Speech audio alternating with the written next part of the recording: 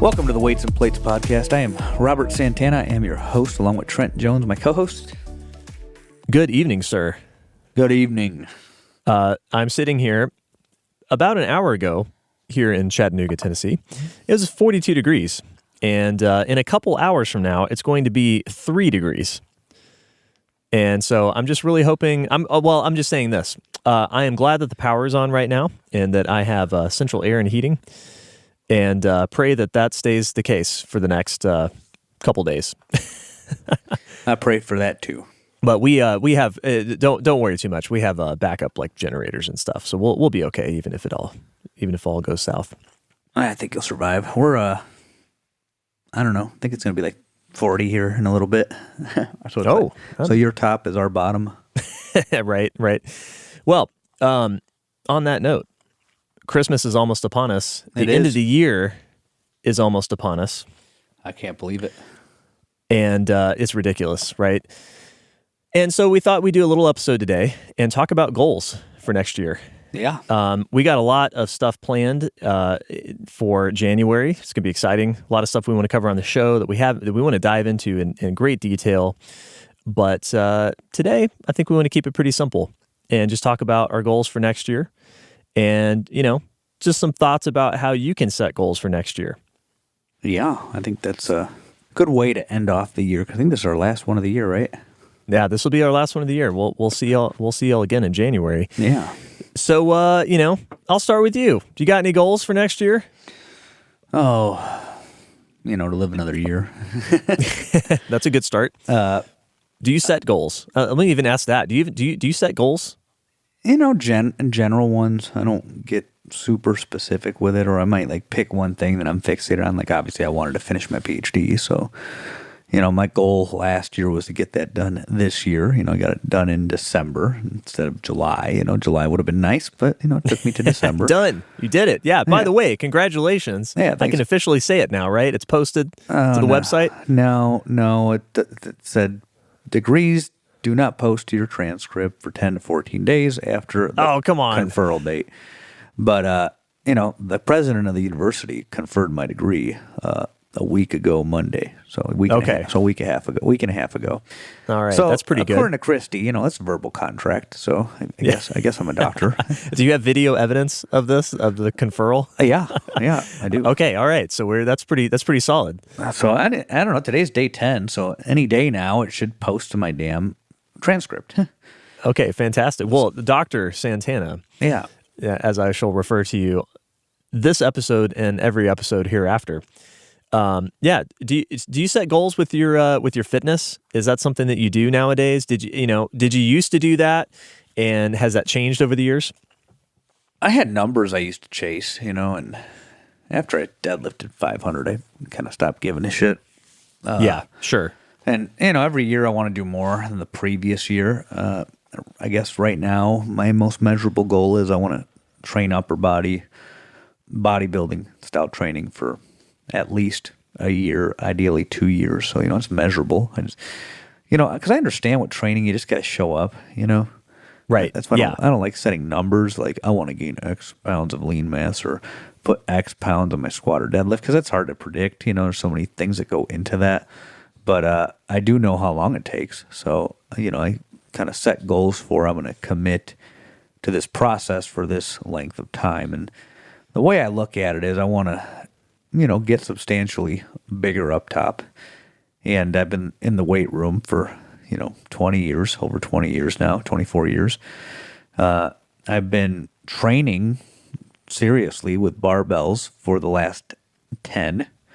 So, I'm pretty adapted to lifting weights, but I haven't really trained, I guess, more isolated movements or, right, non-barbell lifts, I should say, because I'm not really doing pure isolation. I'm not doing machines right now, so that's not the right word for it, but just more of the ancillary stuff, like, benching with dumbbells versus a barbell, training arm curls. I've never trained arm curls, right. Doing extensions. So, just doing that stuff.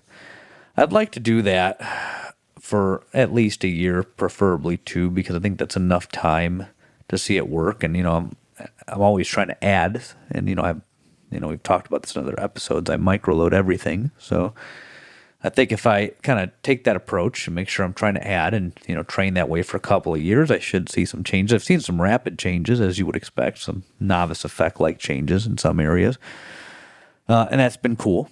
Then I guess lifting, I want to squat 500 because I think I'm close to it. I hit 365 for 10 this year, which was a nice little bonus. So I'm like, well, I'm probably in the upper 4s for a max. So right. Okay, I want to squat 5, but do I want to set that as a goal for next year? Not really, because it's too difficult to predict. I'm not strong enough for it now based on what I've done. I'm close, but close is not strong enough for it. Right. And I'm advanced at the squat, so it might take longer than that.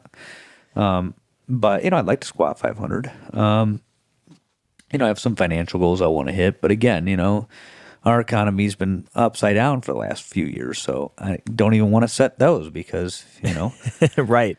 Like you have to project off data you have, and you can't really do that in a lot of areas. Like I guess just like lifting, right? Like I can't predict how strong I'm going to be in 6 months, or what injuries I might incur in that time, or what sickness I might incur, or what trip I might have to take. There's a lot of shit happens. But I guess I generally want to get stronger, and I want to improve my economic situation, my financial situation a little bit more. I'm not sure. I'm not in poverty, for anybody who's wondering, but we all have goals. We want to make more money. We want to have less debt, some combination of that. So, I have certain milestones that I want to hit, and we don't want to hit them. I'll certainly talk about them on this show because I think, it's of value, and it'll be nice. I don't like talking about big things that I'm chasing until they're done, which is why I never talked about the degree, Right. I have a strange way of doing things. Like, yes, I have goals, but I feel like if I start putting it out there, I'm setting the expectations too high, building hype, and then when things don't go right, then you feel like shit for no reason. So, that's part of being an introvert, I think. Well, I think, I think there's some wisdom in what you're saying there. What I'm hearing you say is that, number one, when you think about goals, especially with fitness, or something that you've done for a long time, is that you're looking at the process.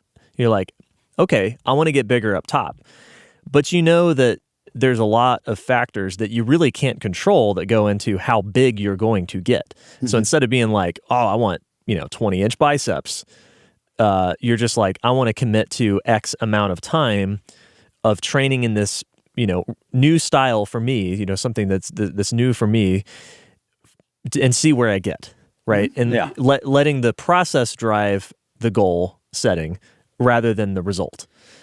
And along with that is the second thing, which is that not putting it out there.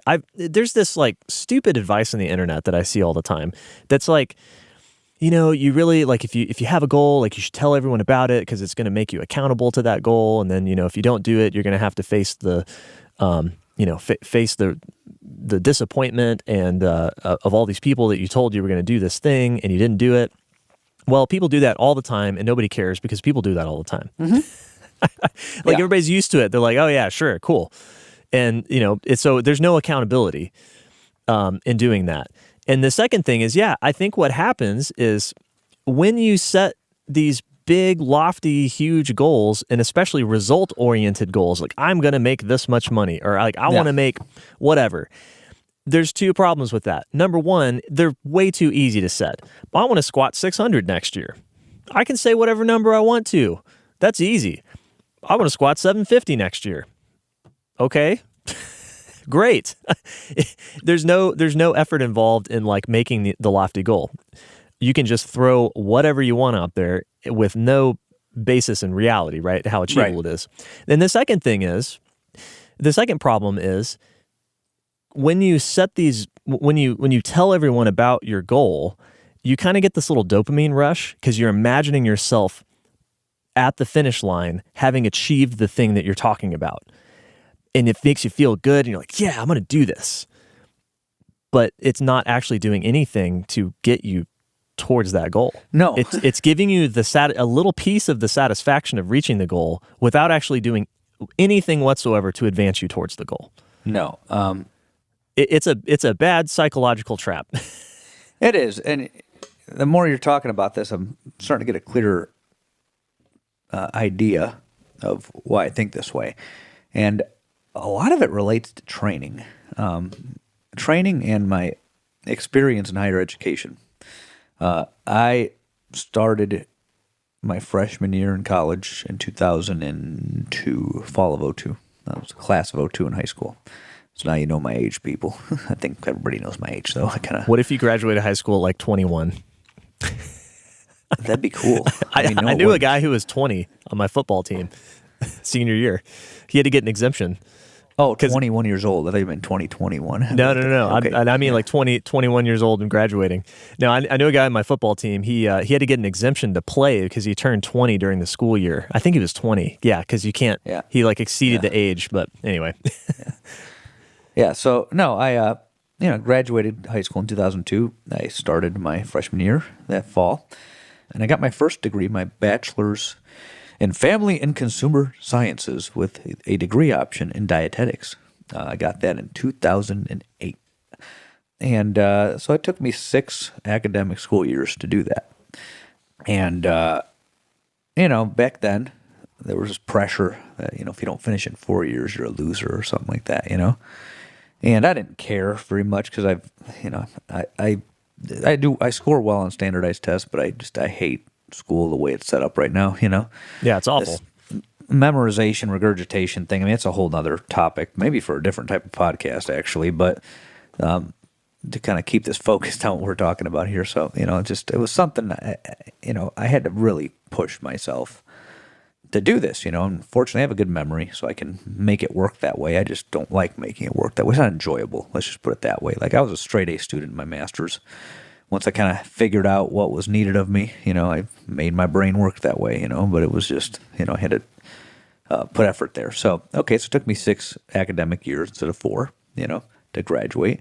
Then I started a master's. And, when you're doing an undergraduate degree, there's elements of uncertainty there, right? If you know what you're going to do and, you're a pretty good student in high school and you kind of don't mind the whole memorize, regurgitate, busy work, I should say, homework, in undergrad, you have a lot of homework. If you don't mind that stuff and that's a system that works for you, you can get done in 4 years and pretty much you could predict where things are going. You're like, okay, I take these classes this semester, I take these classes next semester, which I did, but then, you take a test every 4 weeks or so, pass the class, get an A or B, or I guess in undergrad, you can get a C. You can even get a D at some schools, but you get a passing grade. Let's just say that, right? You do that for 4 years, then you get your degree, right? Now, I went to a master's, and at that point, I was, riding a nice wave. I got straight A's at the end of my bachelor's. Like I said, I kind of cracked the code, figured out what to do, and I wanted to just keep doing that because I got that little dopamine rush of winning. I was actually winning at something for once. Yeah, right. And I went to my master's, hit it hard, got all A's, but Then you have to pick a culminating project. In the school that I went to, you had the option to do a comprehensive exam.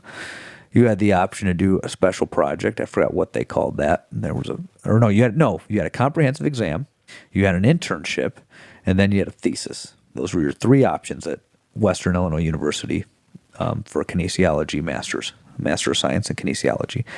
I chose the thesis route because I drank the Kool-Aid, and I thought that if you went the research route, that made you, an upper class citizen or a first world citizen or whatever, the elite. Yeah, sure. So I wanted to go the research route. I thought I'd learn more that way, right? And I did. I learned how to read scientific papers. I got better at writing, but what it also taught me was how to manage uncertainty. And I didn't manage it well that time. I'll tell you that much. Because when you're doing a project that's graded subjectively, that means you can't predict when you're going to graduate. So, I started coursework fall of '08. And then I applied to the master's program for spring of '09 as soon as my grades hit. And I took classes with a variety of faculty, so they all knew me within a semester. I got straight A's, so, the pretty much got admitted the following semester. So I started master's coursework that spring. I finished master's coursework in 3 semesters. So I took classes in the spring, I took classes in the fall, and then I might have even been part-time that spring of '09. And in the spring of '09, I was working on data collection for my thesis. And I was trying to write the thesis. I wrote my lit review of my thesis in the spring of '09 when I was taking research methods. It was recommended that we do that so we can save on work. We write it up for your research methods, final paper, then you build upon it with your advisor. Well, as I learned in academia, things don't always run super efficiently. Not always the case in the private sector either, especially when you're dealing with corporations. Anybody ever called customer service for a big company? Right. So it's like, I used to just say, it's the government. No, it's large entities. You got too many cooks in the kitchen. So that last semester, I'm part-time pretty much with classes, and I'm doing this thesis, right? And I'm applying to a dietetic internship as well.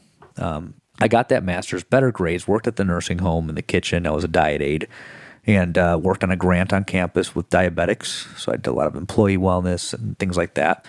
And I got better grades, good recommendations. And long story short, I got in. But that spring, I was applying to get in, and I was trying to finish my thesis. And my goal, I was setting goals back then that were specific, right? My goal was I want to graduate from my master's and then go on to the internship.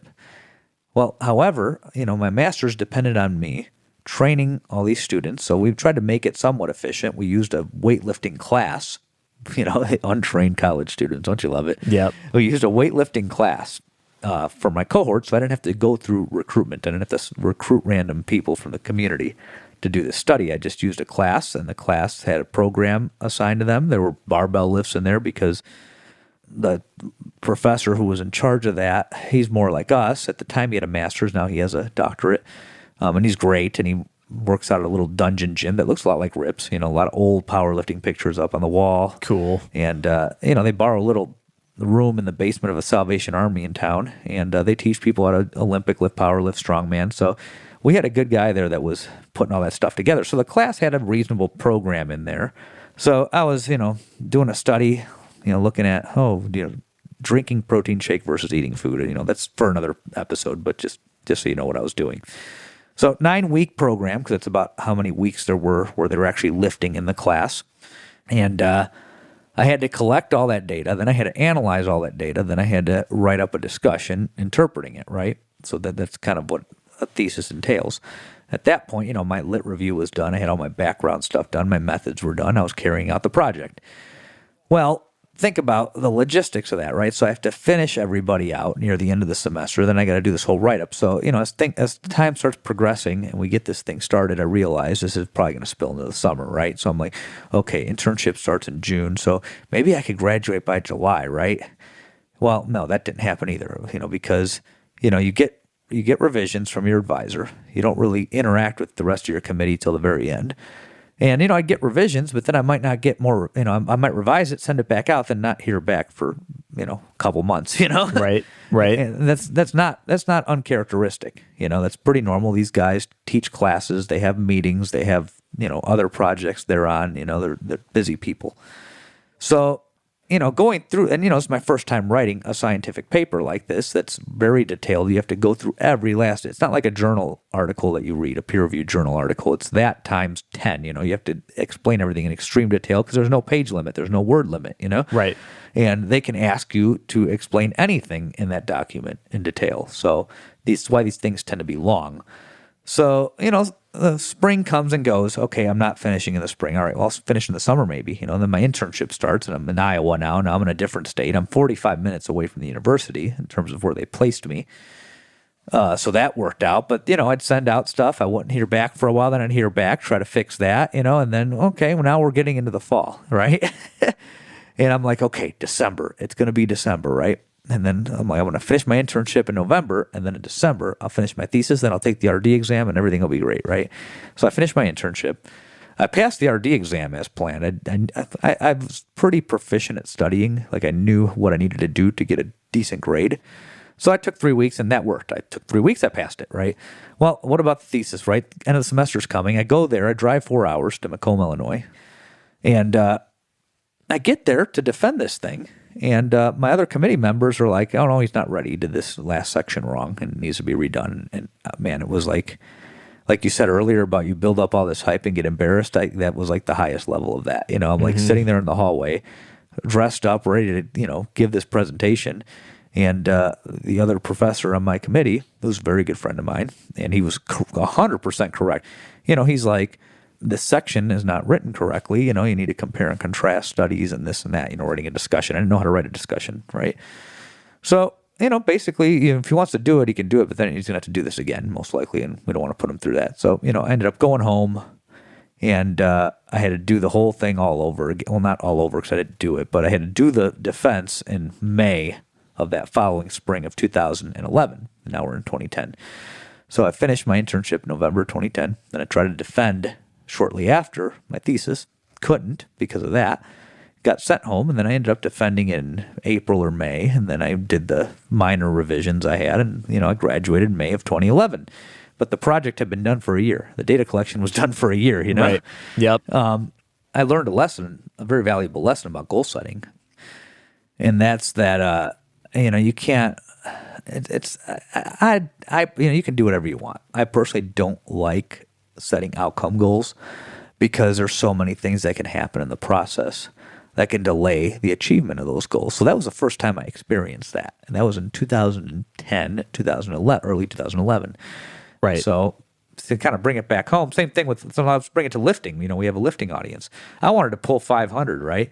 And I was so fixated on it because, Rip, I said it in many podcasts. I've read a thread of his that I wish I could find, and I can't, where he said, there's not too many 400s and 500s in the gym anymore. And this was in 2013. I read this. And I'm like, he's right. I can't do 400-pound anything. I'm like, I need to fix that. I want to pull 400 or 500, or I want to pull over 4, squat over 4, something like that. Right. Something along those lines. But then I read the other famous Rip quote, fuck barbell rows. Seriously, fuck them. Get your deadlift up to 500, or stop worrying about barbell rows and get your deadlift up to 500. Then you can have your own opinion, and you won't need mine.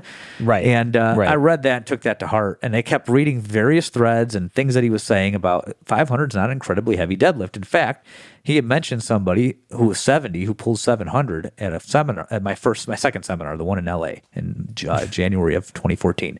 He's like, this guy pulled 7. He's 70, and he says it all casual, and I start giggling. Then he's like, what the fuck are you laughing at, Santana? You haven't been around this for very long, have you? And he's like, 500 is not a heavy deadlift. I can go pull it right now. And it got in that number got in my head, man. So this was 2014. I didn't pull that till 2018. So it took me 5 years to do that from when I started running the linear progression the first time, because I started spring of 13. So it took me 5 years. Yeah. But looking back with the knowledge I have now about my body and training, that's something that could have been done in 2 to 3 years. But I had to make some stupid fucking mistakes, with my diet, gaining weight, losing weight, hiring the wrong coaches. There's just shit that just happens, like there are things that are going to happen. And the more I fixated on that number, the more stressful that became. Yep, exactly. Right. And that's about how long it took me to pull 500. I think I pulled in like maybe 4 years, 5 years. Yeah. But that's the thing. That's reality. There are very few of us that have the circumstances and are able to get coaching in just the right way so that we have a perfect, unbroken, maximized training program from zero, from rank novice to whatever that goal is, 500, 600, 400, right? Yeah. It just doesn't happen, right? Like there's only one person I can think of personally that I know that has done that, and that's Chase Lindley. Yeah. Chase Lindley started training at the he started training at the WFAC when he was 14 with right, Brian Fox. Exactly. He might have been 13 for all I know. But yeah, and I don't know much about Chase's personal life, but it seems like he's able to, at least from a training perspective, there haven't been many disruptions to his training. Whatever's going on in personal life has not affected his training, or at least didn't for a very long time. And so, he's truly a guy who has been able to get as close as you can to maximizing progress in the gym. And, has also done seems like he's done just about everything he needs to do to maximize his recovery and eaten and gotten to a decent size, right? But most of us aren't going to do that. It's just not going to happen for most of us. I trained pretty hard for a couple of years, and then I completely changed the way that my business worked, right? Like, I worked a W-2 job. I completely left that and worked for myself after starting a side hustle for a year prior while working the job, right? So, like, do you think my training was the best it ever was while working a full-time job in finance and doing a side hustle? No, it wasn't, right? And what about the next year when I went freelance, and my income dropped by like 60%, and on top of that, like, I was like, am I going to make it? Am I going to make it next month? Am I going to make it to the quarter? Am I going to get popped by the IRS because I didn't pay taxes, or like because I can't afford to pay taxes? Am I going to have the money? Right. There's all these little like stresses that you have when you're first starting a business and all that kind of stuff, right? No, of course not. Of course my training wasn't the best. So I've had, realistically, when I look over my like strength training career, not all the years I've been in the gym, but the time I've actually been like no shit strength training for the last 7 years. I have I really have like a bunch of like 3 to 6 month runs that are good, but they don't happen back to back for the most part. I'll just get like a good run once a year maybe, and that's it. And the rest of the year, I'm always in the process of trying to improve myself, but stuff comes up that knocks me back and I have to rebuild. Sometimes stuff comes up and it doesn't knock me back, but it's sort of like, it just sends me sideways from a training perspective. I don't really gain anything, but that's real life. And so I agree. That's why I don't like setting numbers as goals. Now, I don't think it's a bad idea, like on its face. I think when you're newer to this training thing, I think it's okay to have a goal to like, hey, I want to deadlift 315. I want to squat 135. I want to squat 225. I want to squat 275. I don't think that's bad, because what that does is it gives you a direction, right? When you're like, hey, you're sitting at the beginning, you're like, hey, I want to pull 405 or I want to pull 500. Well, it sets a direction for you at least, which is like, okay, well, if you're going to do that, you're going to need to get stronger, obviously, right? If you're going to do that, well, you're going to need to train for strength. Okay, well, if you need to train for strength, how do you do that? Well, you should do a strength, you should do starting strength. You should do the advanced novice, right? So it sets a direction for you. It tells you like where you're going to go on the path.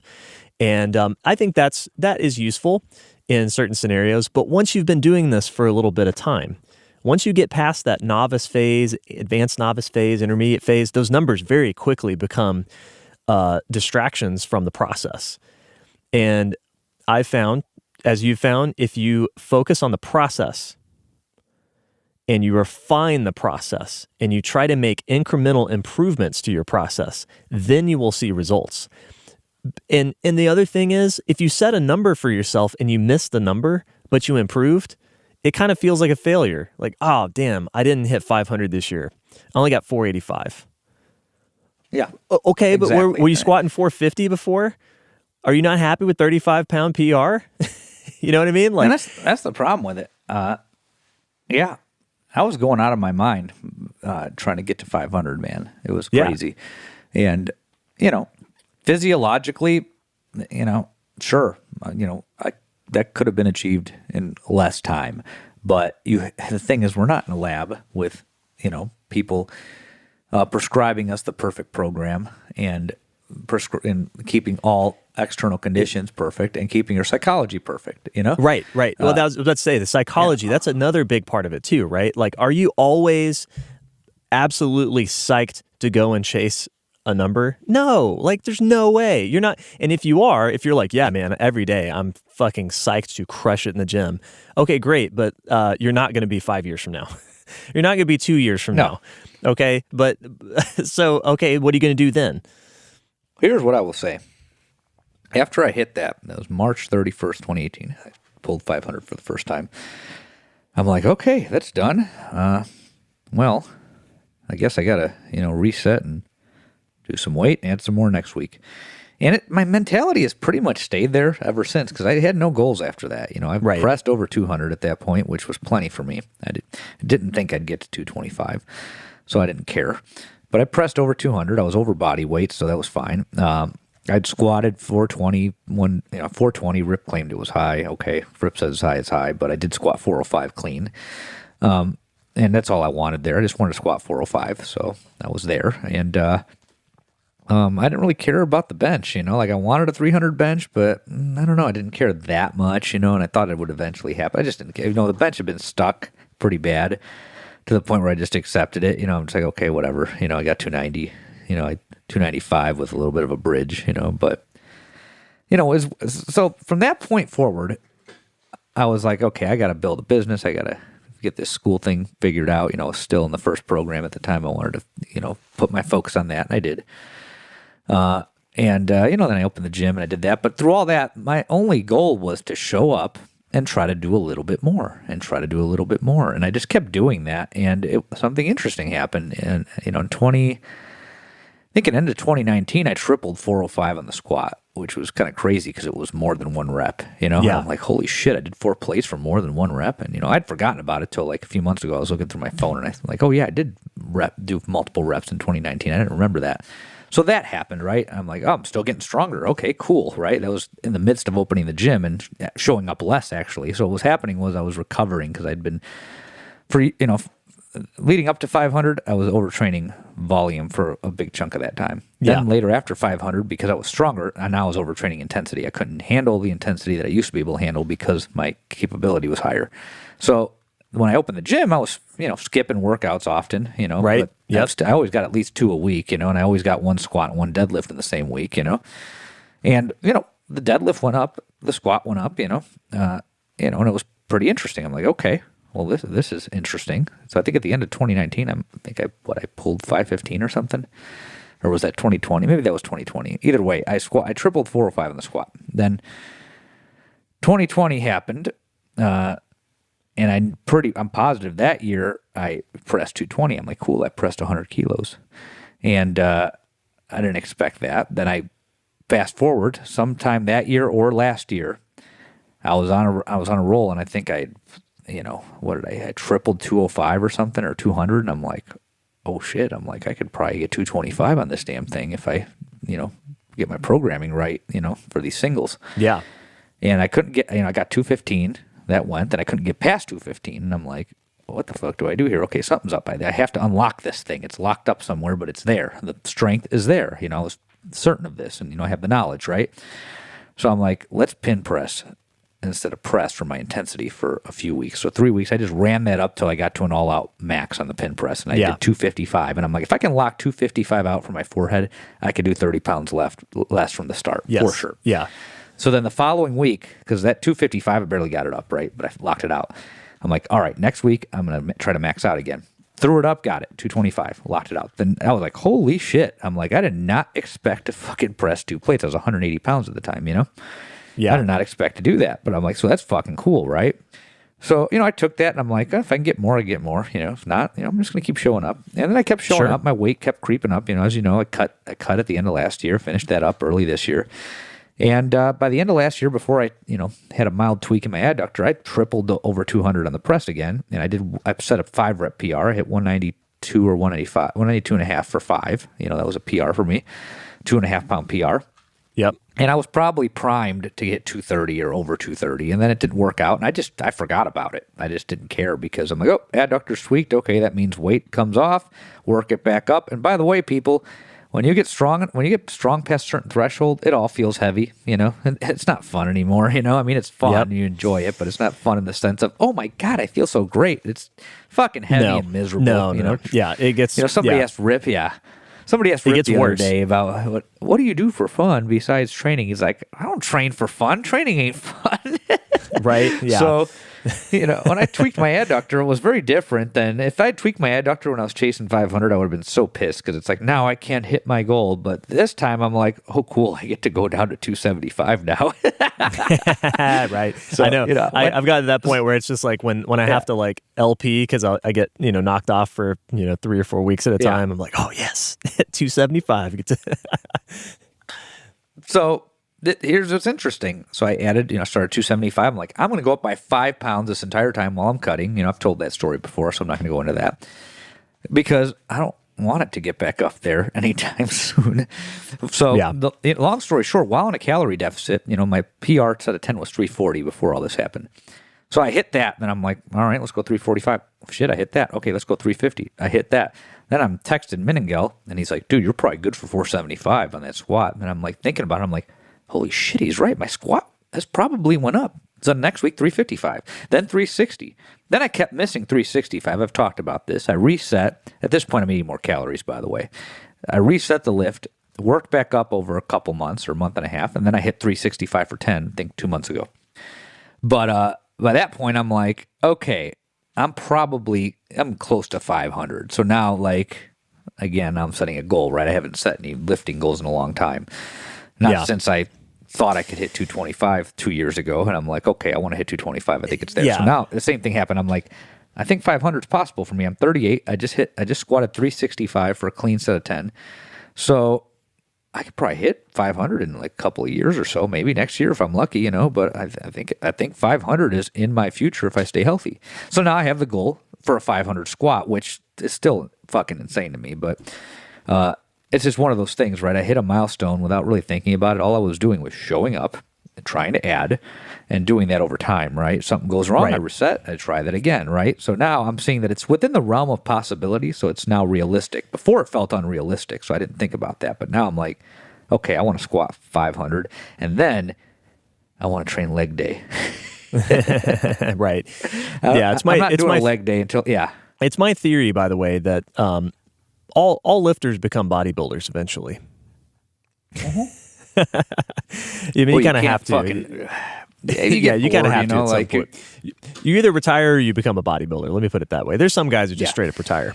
But I think the thing is that that's the proper use of a number goal, right? Which is that it's there to the real lesson from what you just told me is that it's refining the process over time.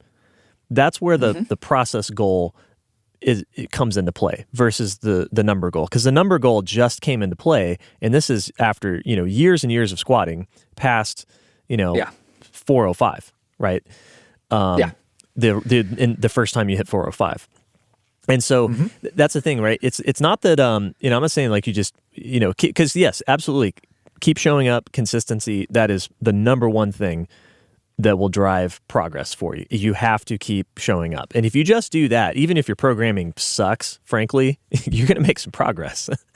But the thing is if you can add on top of that little small changes to your program to make them a little bit better over time, little small habits, then that adds up to progress over the years.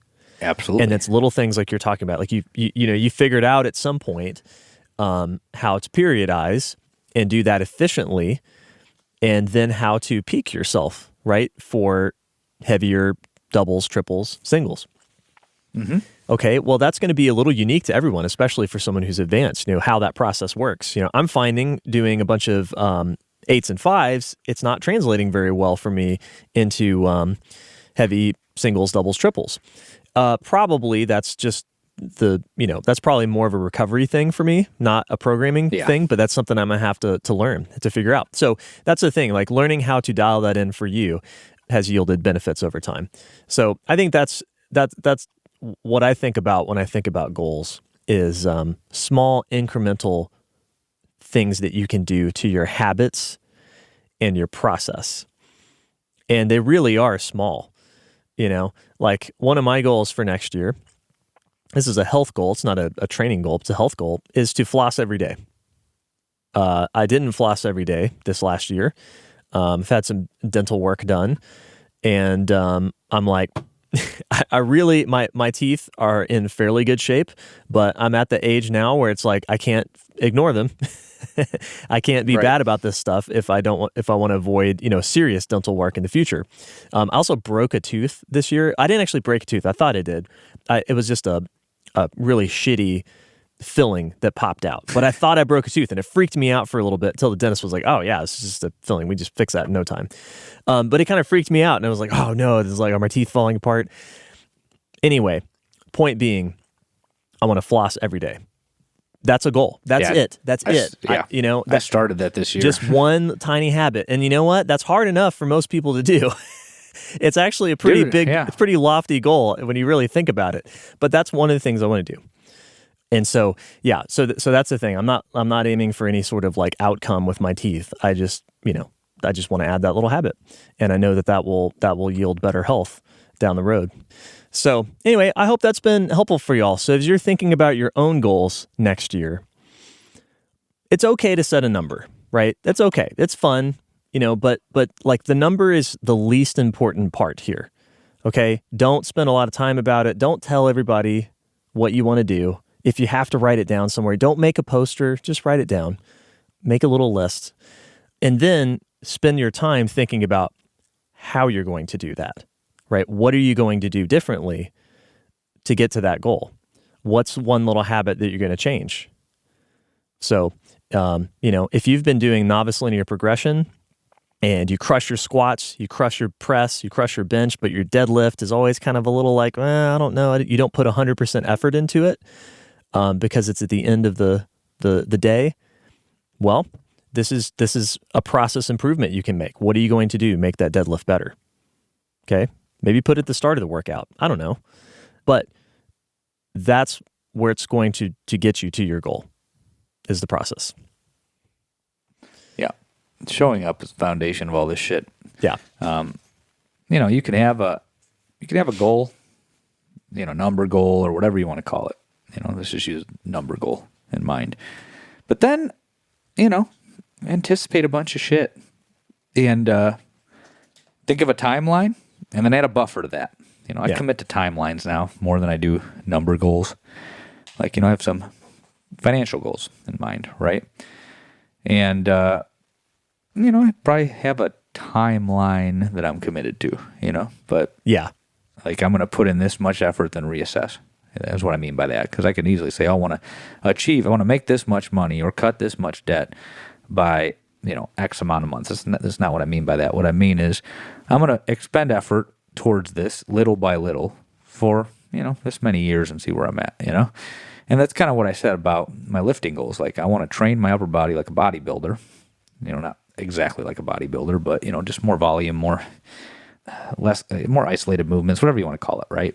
I want to do that for 1 to 2 years, and see what happens and see where that takes me, right? I have an idea of, I'd like to add a couple inches to my arms, that'd be cool, but I don't know if I'll do that or not. But I know that if that were to happen, it'd probably take a couple years, maybe longer. So, 2 years seems like a good amount of time. I'm coming in on 6 months of this type of training. I'll probably hop in a deck so I get some data for you guys. But, I hope that my examples have kind of highlighted why I think that way and highlighted why, it's a valuable way to approach goals.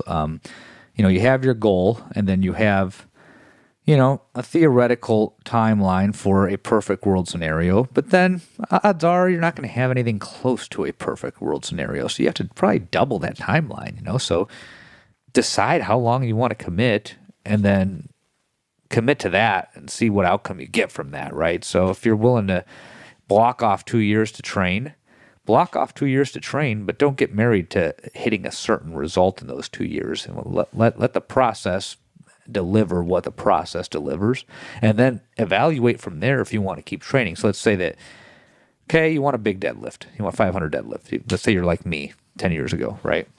Well, that'll take a few years probably, Maybe not for some people, for those of you who can get there fast, great. But let's assume that, it's going to take you a few years. You're not a big, huge dude. This is hard for you. You're not the most coordinated. This is a challenging thing for you, right? So, zoom out and say, okay, I'm a hard gainer. I'm not athletic. For maybe 2 to 4 years, let's give it 2 to 4 years and see how close I can get, right? Yeah. That's probably a better way to approach the goal, because now you've committed. You have a goal of training for 2 to 4 years. That's your goal now, right? And what comes out of that is less relevant. And if you might hit 500, you might hit 510, 515, 520, 550 maybe, but that's irrelevant. You're going to train for 2 to 4 years to get as close as you can to that, right? And I think that's a more reasonable way to approach it, because most things that aren't easy for you require years usually, Usually it's years, months and years, not weeks and months, Right. And I think that's the theme of this podcast, is I'm trying to really highlight that, because we've been used to, 8-minute abs, 3 months to 20 pounds of muscle, and all these other silly things, Right. And, you got to think in terms of months and or years, and commit to how much time you want to spend on it. That also helps you